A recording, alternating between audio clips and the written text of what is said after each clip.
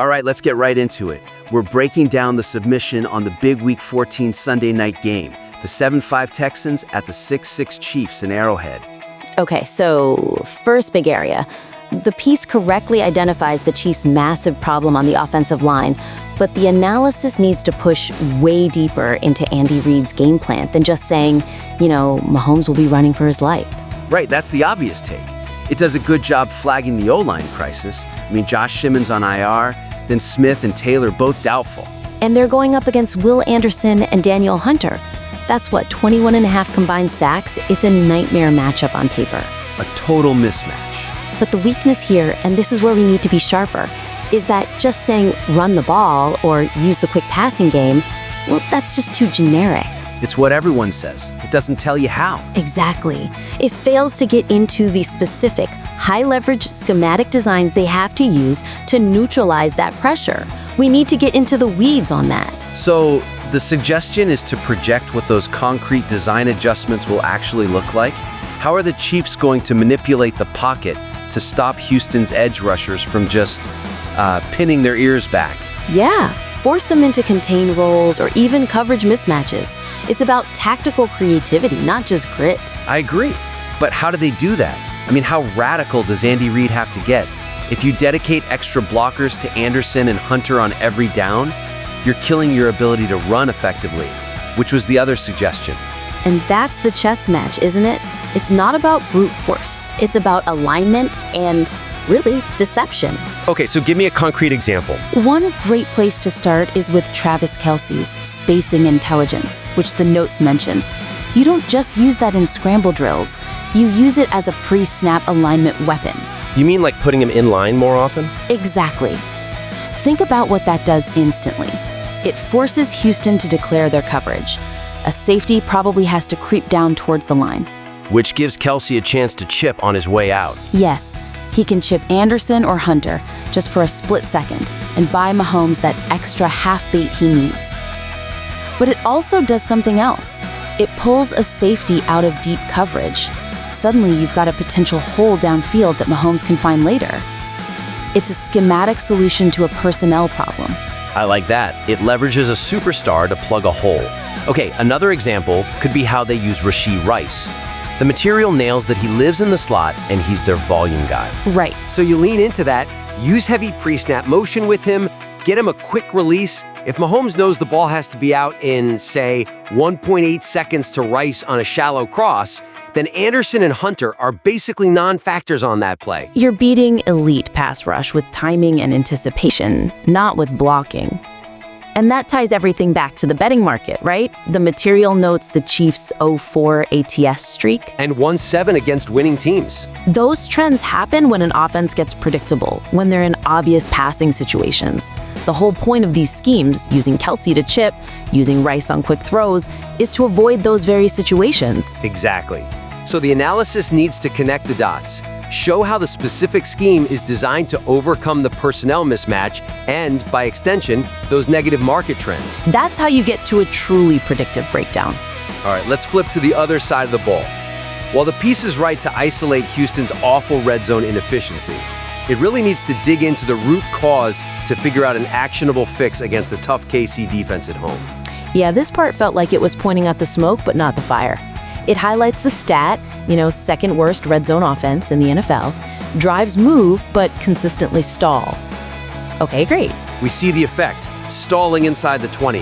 But what's the cause? Is it predictable play calling once the field shrinks? Or is it a psychological block for CJ Stroud? The notes say he struggled at Arrowhead before. And that's the core question the piece stops short of asking. The analysis has to pivot from just stating a statistic to framing these red zone possessions for what they are, the key momentum battle of the entire game. A psychological test. A huge one. It's against the top 10 Kansas City home defense. So we need to demand an exploration. Is this a schematic failure by the coaches? Or is it an execution failure by a young quarterback feeling the pressure? The critique has to take a stand on where that pressure is really coming from.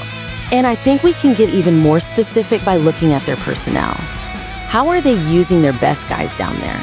Like Dalton Schultz. He's called an essential safety valve, 8+ targets in 4 of his last 5 games. Is he being used effectively to beat that predictability? Exactly.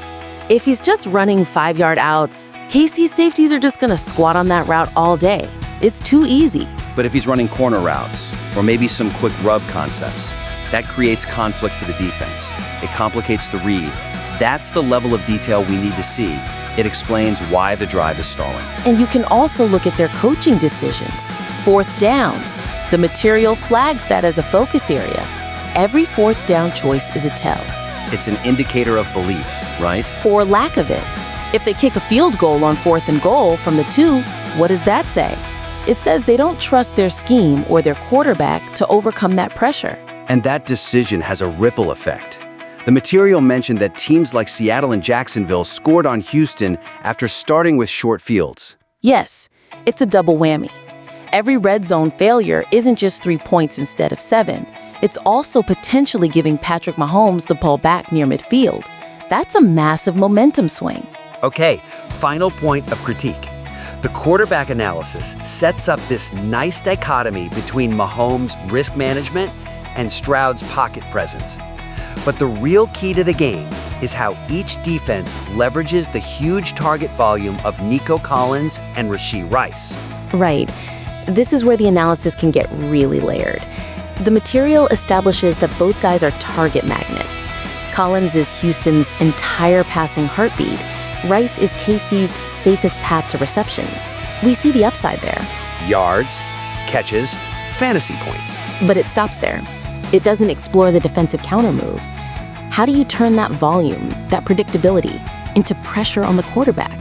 That's the chess match. Because defenses know where the ball is likely going. They absolutely do. So the critique has to shift focus from just the QB's individual traits, like Stroud's turnover-worthy plays or Mahomes' INT prop, to the specific matchups that force the quarterback's hand and speed up his process. So it's less about the quarterback in a vacuum and more about how the defense forces him into those high-risk situations. Exactly. A turnover-worthy play doesn't just happen. It's often the result of a defense dictating the progression, forcing a throw into a tight window because the primary read was taken away. That's how you really analyze how a team adapts to adversity. Okay, so let's get concrete again. For Kansas City, you discuss Rashee Rice's high YAC rate and his slat usage as their primary way to move the chains. Right. And that forces a decision for Houston's defense. Do you blitz, knowing that it invites the quick throw to Rice underneath? Or do you play zone and let him catch it, forcing your guys to tackle in space and limit the yak? It's a tactical choice on every down. And then conversely, for Houston, you have to focus on the Nico Collins matchup. Which of their top corners, Bullock, Pitchery, Stingley, all of them are elite in coverage, is tasked with taking him away. And why does that specific matchup matter so much? Because if Collins is blanketed, Stroud has to hold the ball for just an extra tick. And that's all the time Anderson and Hunter need to get home. The sack doesn't start with the pass rush. In this case, it starts with the coverage downfield that forces the quarterback to hesitate. That's the momentum turn. That interconnectedness, how coverage dictates rush and rush dictates coverage, that's what elevates a piece from a simple preview to a high-level strategic breakdown. Absolutely. It gives the reader a much deeper understanding of the game's flow. Okay, so let's wrap this up with the key takeaways. First, reframing that Chiefs O-line crisis. It's not just about the injuries. It's about Andy Reid's specific tactical counters, like using Kelsey's alignment and Rice's slot volume to neutralize the pass rush. Right. It's about showing how they plan to survive it. Second, when you talk about the Texans' red zone issues, dig deeper. Is it schematic or is it psychological? And you have to connect those failures to the bad field position they concede. And finally, use the high target volume for Nico Collins and Rashee Rice as the main lens for analyzing quarterback pressure. Don't just look at the QB. Look at how the opposing defense uses that volume to dictate the terms and force mistakes. Perfect. This whole game it just boils down to a single question. Can the Chiefs' tactical brilliance overcome their raw personnel disadvantage on the line? Or can Houston's elite defense and CJ Stroud's poise finally break that red zone curse in the toughest environment in the league? And for everyone listening, think about this, especially with that 6-1 under trend for the Chiefs at home. In a game this tight with so much on the line, What single play or coaching decision will be the one that defines everything? The one that determines which team walks away with belief and which one loses critical playoff leverage down the stretch. send us your updated analysis when it's ready. We're looking forward to seeing how it evolves.